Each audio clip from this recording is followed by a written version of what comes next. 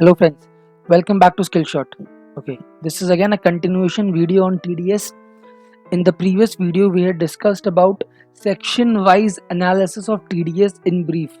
We had covered two sections, section 192 which was TDS on salary and section 194A which was interest other than interest on securities. Alright, moving forward with this, the next section is section 194C which is payment to contractors. तो contractors को जो भी हम लोग payment करते हैं उस पे टीडीएस काटने का लाइबिलिटी आता है अंडर सेक्शन 194C. तो we just here to describe the various types of contract works, मतलब जो definition of work which is there. ठीक है, तो कॉन्ट्रैक्ट्स बहुत तरह के हो सकते हैं. कुछ कॉन्ट्रैक्ट्स यहाँ पर डिस्कस कर रहा हूँ. जैसे एक होता है job work contract. Job work contract में क्या होता है कि आप खुद रॉ मटेरियल परचेज करते हो. You are the principal, you are purchasing raw material from particular supplier. आप वो रॉ मटेरियल फिर किसी थर्ड पार्टी को प्रोवाइड कराते हो और वो थर्ड पार्टी उस रॉ मटेरियल पे काम करके फिनिश प्रोडक्ट तैयार करता है और वो फिनिश प्रोडक्ट फिर आपको देता है.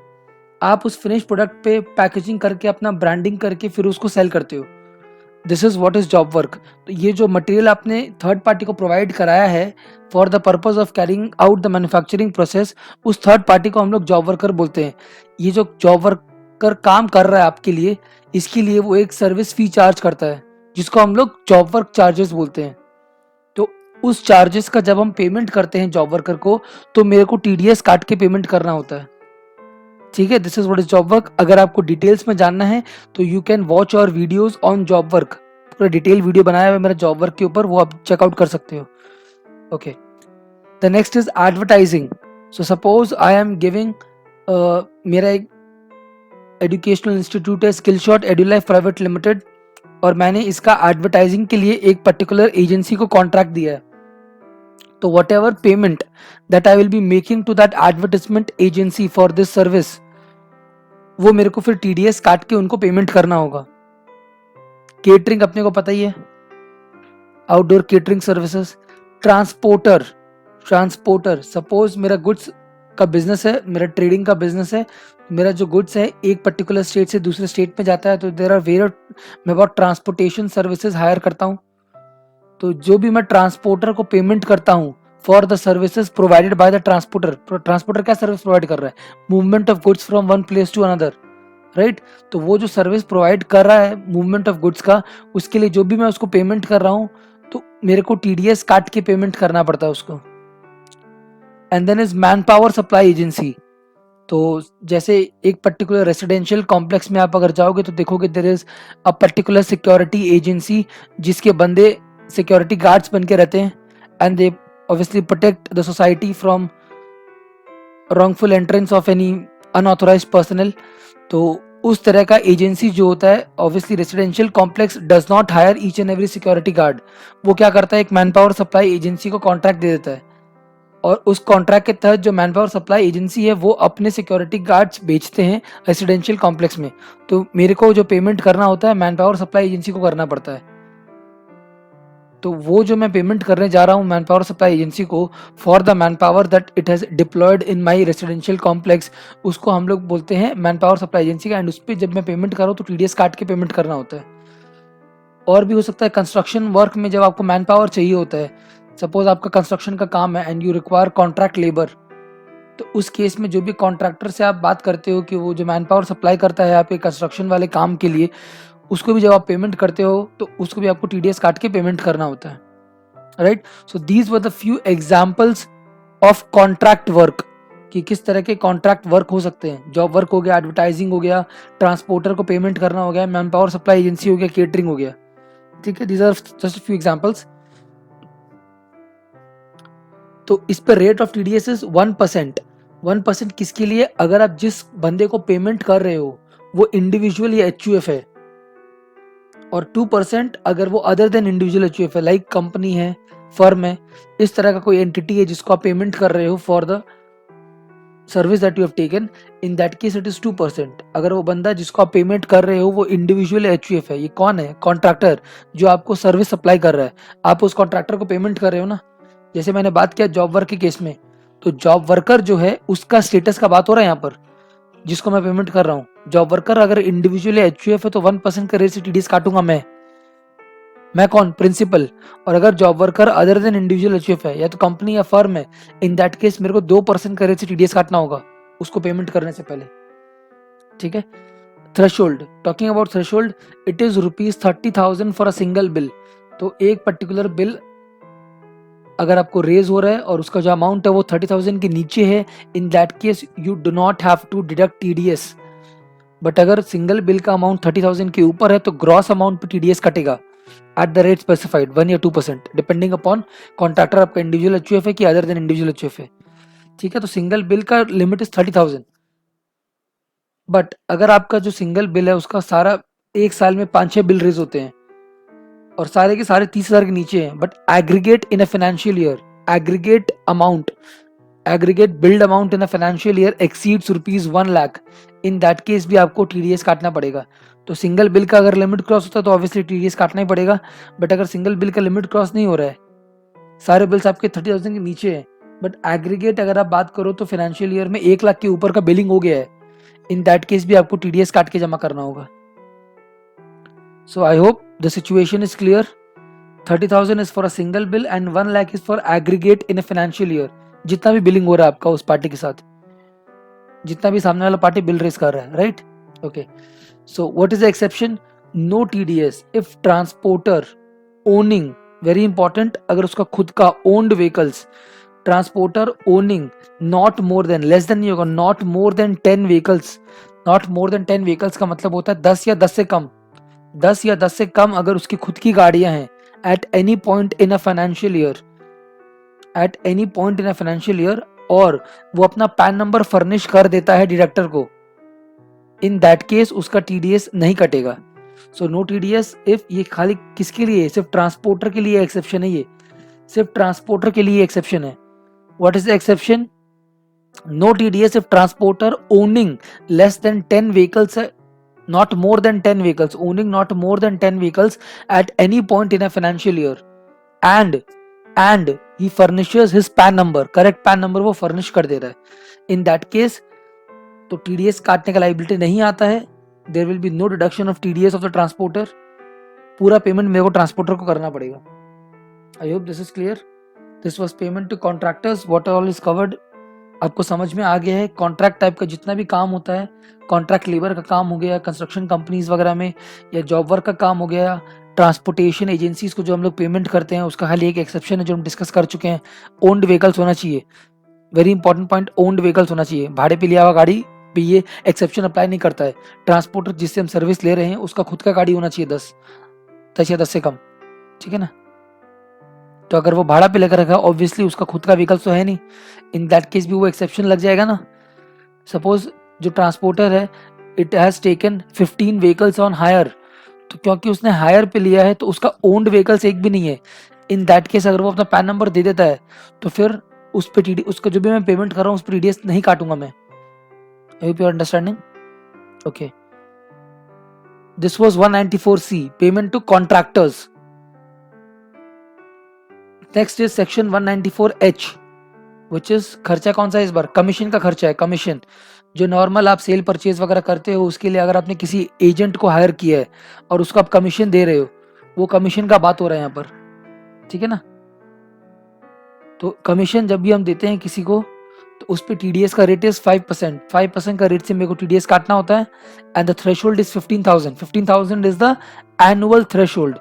पूरे साल भर में अगर आप 15,000 के ऊपर का पेमेंट कर रहे हो उसको तो टीडीएस काटना पड़ेगा। अगर पूरे साल भर में अगर आप 15,000 या उसके नीचे का पेमेंट कर रहे हो कमीशन के लिए किसी भी एजेंट को, तो उस केस में टीडीएस काटने का लायबिलिटी नहीं आता है, राइट? ओके, एक्सेप्शंस क्या है? Commission paid to whole time directors. तो whole time directors are like employees of the company, तो उसका जो भी टीडीएस का है वो आपका सेक्शन 192 में कवर हो जाता है, तो उसके लिए आपको 194H में नहीं आना पड़ेगा।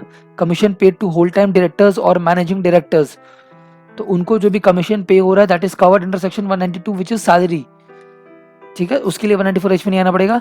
No TDS on commission brokerage on securities.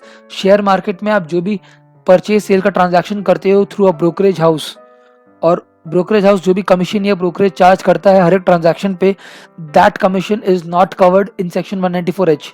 उस पर कोई TDS नहीं है। ओके, सो ये नॉर्मल कमीशन का बात हो रहा है। जो भी आप गुड्स सेल परचेस करते हैं उसके लिए अगर मैं सर्विस कर रहा हूँ तो उसके लिए किसी कमीशन एजेंट को मैंने हायर किया है और उसको मैं कमीशन बेसिस पे पेमेंट कर रहा हूँ। इन दैट केस जब मैं उसको पेमेंट करूंगा कमीशन का, तो 15,000 के ऊपर का अगर साल भर में पेमेंट हो रहा है तो मेरे को 5% का रेट से TDS काट के पेमेंट करना होगा उसको। Commission is the expense, right. Moving forward, section 194 I talks about rent. तो दो तरह का रेंट का बात करता है। एक होता है IA, इसे स्मॉल a। ये किस तरह का रेंट का बात कर रहा है? अगर आप प्लांट मशीनरी इक्विपमेंट रेंट पे लेते हो तो इसके लिए रेट इज 2%। और अगर आप लैंड, बिल्डिंग, फर्नीचर, फिटिंग्स इस तरह का चीज रेंट पे लेते हो तो उसके लिए rate is 10%। I hope it is clear. Plant machinery equipment का अगर मैं रेंट का बात करूं तो उस पे TDS का रेट इज 2%। रेंट का खर्चा है, मतलब ऑब्वियसली मैंने प्लांट मशीनरी इक्विपमेंट किसी से रेंट पे लिया और मैं उसको रेंट का पेमेंट करने जा रहा हूँ। मैंने लैंड, बिल्डिंग, फर्नीचर, कोई ऑफिस प्रीमाइसेस मैंने रेंट पे लिया है और मैं उसका पेमेंट करने जा रहा हूँ, उसका बात हो रहा है यहाँ पर, राइट। तो अगर आप प्लांट मशीनरी इक्विपमेंट रेंट पे लेते हो तो 2% is the rate of TDS। और अगर आप land, building, furniture, fittings rent पे लेते हो तो उसके लिए the rate is 10%। The annual threshold limit is 2,40,000। ये दोनों के लिए एप्लीकेबल है, plant machinery equipment, land, building, दोनों के लिए। ऑब्वियसली आप सोच सकते हो कि अगर मैं बात करूं, मैंने एक प्लांट भी रेंट पे लिया जिसका साल भर का जो रेंट है वो 2,30,000 आ रहा है, और मैंने एक लैंड रेंट पे लिया जिसका साल भर का जो रेंट है वो आपका 2,30,000 पे आ रहा है, तो दोनों मिला के 4,60,000 हो रहा है। तो it does not matter because plant का अलग है, बिलिंग ऑब्वियसली अलग अलग नाम अलग अलग हो रहा होगा ना। प्लांट का बिलिंग अलग है, लैंड का बिलिंग अलग है।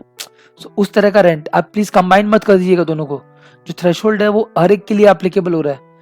एंड ऑब्वियसली जो 2,40,000 का जो बात हो रहा है वो हर एक को ओनर को मिलेगा। इमेजिन अ लैंड और अ बिल्डिंग विच इज को ओन्ड बाई 3 to 4 पीपल। जैसे मेरा खुद का अगर मैं घर का बात करूं तो मेरे मॉम और मेरे डैड दोनों के नाम पे है। अगर मैं ये घर किसी को रेंट पे देता हूँ और मेरे को रेंट मिलेगा, तो जो भी मेरे को रेंट मिलेगा ऑब्वियसली वो पैसा आधा मम्मी के फाइल में जाएगा, आधा पापा के फाइल में जाएगा। तो इसीलिए जो 2,40,000 का लिमिट है वो हर एक कोनर के लिए। इन दैट केस ये घर का रेंट अगर 4,80,000 है, 4,80,000 से एक्सीड होता है तभी TDS का बात आएगा। बिकॉज 240 तो मम्मी को मिल रहा है, 240 पापा को मिल रहा है। I hope your understanding what I am trying to say. तो जो भी मेरे को रेंट पेमेंट कर रहा है ये ऑब्वियसली दोनों के फाइल में इनकम जा रहा है ना, तो 2,40,000 का लिमिट हर एक कोनर के लिए। इसीलिए अगर इस केस में if you have more than one co owners of a particular property which you have provided on rent, which you are taken on rent, in that case जब भी आप रेंट का पेमेंट कर रहे हो तो 240 multiplied by the number of co owners, that will be the threshold. Alright, fine. तो ये हो गया 194I which was covering rent. दो तरह का रेंट हो सकता है, एक प्लांट मशीनरी इक्विपमेंट आपने भाड़े पे लिया है उसका रेंट, एक लैंड, बिल्डिंग, फर्नीचर, फिटिंग आपने भाड़े पे लिया उसका रेंट। दोनों पे अलग अलग TDS का रेट है। प्लांट मशीनरी इक्विपमेंट में 2% का रेट है और लैंड, बिल्डिंग, फर्नीचर, फिटिंग पे 10% का रेट है। थ्रेशोल्ड लिमिट इज 2,40,000 पर को ओनर। ऑब्वियसली अगर आप प्लांट एंड मशीनरी रेंट पे लोगे और लैंड, बिल्डिंग भी एक ही पर्सन से रेंट पे ले रहे हो, बिलिंग तो अलग अलग ही होगा ना, and rate of TDS is also different. I hope your understanding what I am trying to say over here. तो इस तरह से TDS आपको करना है। जो रेट है और जो थ्रेशोल्ड है मैं डिस्कस कर लिया है। ऑब्वियसली प्रैक्टिकल एस्पेक्ट इसका जब मैं टैली में मूव करूंगा तब समझ में आ जाएगा कैसे आपको एंट्रीज पास करना है। The next is section 194J, last section but not the least. इसमें 5 चीजें कवर्ड है। Section 194J talks about professional fees, technical fees, royalty, non compete fees and director sitting fees. तो प्रोफेशनल फीस, अगर आप किसी से प्रोफेशनल सर्विसेज ले रहे हो, अब प्रोफेशनल सर्विसेज को यहाँ पर डिफाइन किया गया है। प्रोफेशनल सर्विसेज में क्या क्या आ रहा है? Legal services, medical, engineering, architectural, accountancy, मतलब CA का सर्विस ले रहे हो, टेक्निकल कंसल्टेंसी, इंटीरियर डेकोरेशन, और भी बहुत सारे प्रोफेशनल सर्विसेज है। अगर आप इस तरह का सर्विसेज ले रहे हो तो वो सारे के सारे आपके 194J में कवर होते हैं। उनको जब भी आप पेमेंट करोगे, जैसे आप लॉयर को पेमेंट कर रहे हो या कोई डॉक्टर को पेमेंट कर रहे हो या कोई इंजीनियर को पेमेंट कर रहे हो, कोई CA को पेमेंट कर रहे हो for the professional services that you have taken from them, in that case the rate of TDS is 10% and the limit is 30,000। 30,000 is for a financial year. ये सिंगल बिल का नहीं है, ये पूरे फाइनेंशियल ईयर में अगर 30,000 के ऊपर का पेमेंट कर रहे हो उन लोगों को जिनसे आपने प्रोफेशनल सर्विस वगैरह लिया है, तो इन दैट केस आपको TDS काट के पेमेंट करना होगा। प्रोफेशनल फीस एकदम क्लियर है, technical fees is also clear, royalty पता ही है। नॉन कम्पीट फीस क्या होता है? Non compete fees is a fees that you are paying, कि जो सामने वाला को जिसका पे कर रहे हो कि आप प्लीज मेरे कंपटीशन का बिजनेस स्टार्ट नहीं कर सकते हो। जैसे मेरा कोई एम्प्लॉई है, ठीक है, he has got hold of the knowledge of whatever I do in the firm, उसके पास सॉफ्टवेयर वगैरह सब है, तो I made him sign non compete agreement कि if you leave this firm you can not carry out the same business, मतलब मेरे competition का बिजनेस आप कैरी आउट नहीं कर सकते हो टिल 5 years। तो वो नॉन कम्पीट साइन करने के लिए मैंने उसको कुछ पेमेंट दिया है which is known as non compete fees.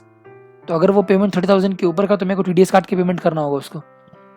ये फर्स्ट 4 जो चीजें हैं, professional fees, technical royalty and non compete, इसके लिए तो 30,000 का लिमिट है। बट जो लास्ट है which is director sitting fees, इसके लिए कोई लिमिट नहीं है। तो डायरेक्टर सिटिंग फीस कौन देता है? कंपनी डायरेक्टर को प्रोवाइड कराती है सिटिंग फीस। तो डायरेक्टर मीटिंग में आके बैठता है और अपना एक्सपर्ट ओपिनियन देता है। उस केस में जो भी कंपनी सिटिंग फीस देती है डायरेक्टर को, उस पे टीडीएस काट के उसको पेमेंट करना पड़ेगा। तो company will deduct TDS while paying director sitting fees to the director, और डायरेक्टर के बिहाफ पे जो भी टैक्स वो डिडक्ट कर रही है वो गवर्नमेंट को जमा कर देगी। These were all the sections that I have discussed in brief. Details में डिस्कशन नहीं हो सकता है वीडियोस में, एक ब्रीफ डिस्कशन मैंने कर दिया है। These are the relevant expenditures: salary, interest, job work वगैरह, transporter, commission, rent and professional fees और director sitting fees. These are the majority expenditures जो आप कहीं भी ऑर्गेनाइजेशन में जाओगे तो इस तरह के खर्चे आपको मिल जाएंगे। और इस पे कब कब टीडीएस कटेगा, क्या क्या रेट होगा, क्या क्या थ्रेशोल्ड लिमिट्स है, ये सारा डिस्कशन अभी हो चुका है। Right, let me show you an example जो मैं डिस्कस कर रहा था। ये जो टीडीएस रिटर्न है, अगर आप इसमें देखोगे सेक्शंस, तो see this is section 194A। ये क्या सेक्शन है? टीडीएस का सेक्शन है। इसका लिमिट क्या था? सॉरी, ये सेक्शन इंटरेस्ट का है, टीडीएस ऑन इंटरेस्ट। इस पे लिमिट क्या था? 5,000 का लिमिट था। वो 40,000 या 50,000 का लिमिट का बात नहीं कर रहा हूँ, बिकॉज वो तो बैंक का रिस्पॉन्सिबिलिटी है टीडीएस काटने का। आपका रिस्पॉन्सिबिलिटी कब आएगा? जब आपने किसी से लोन लिया है और आप इंटरेस्ट पेमेंट कर रहे हो। इन दैट केस अगर इंटरेस्ट का अमाउंट 5,000 के ऊपर है तो टीडीएस काटते हैं ना। आप देख सकते हो जितना इंटरेस्ट मैंने पेमेंट किया है, ये this is the amount that I have created. तो इंटरेस्ट का पेमेंट अगर जो इनकम मैं सामने वाले को दे रहा हूँ वो 5,000 के ऊपर है, इन दैट केस मेरे को 10% का वैसे टीडीएस काटना पड़ रहा है। 194A, right. सेक्शंस और क्या क्या है? 194H which talks about commission, 194H, right. 194J professional services का है। This is what, this is 4IB, this is, मैंने बात किया था सेक्शन 194I। 194I में दो होता है, A is for rent of plant machinery and equipment and B is for land building and furniture fitting. तो ये बी वाला है, इसमें आप देखोगे rate is 10%, land building furniture का रेंट का है ये। तो इस तरह के खर्चे हैं, इस तरह के सेक्शंस हैं, और क्या रेट है और क्या थ्रेशोल्ड है सब डिस्कशन हो चुका है। ठीक है, I hope this is very much clear to you guys. अभी नेक्स्ट वीडियो में मैं डिस्कस करने वाला हूँ कि आप जो भी एंट्रीज करोगे टीडीएस से रिलेटेड, वो एंट्री आप टैली में किस तरह से पास करोगे। Okay, thank you guys for watching this video and stay tuned for further videos.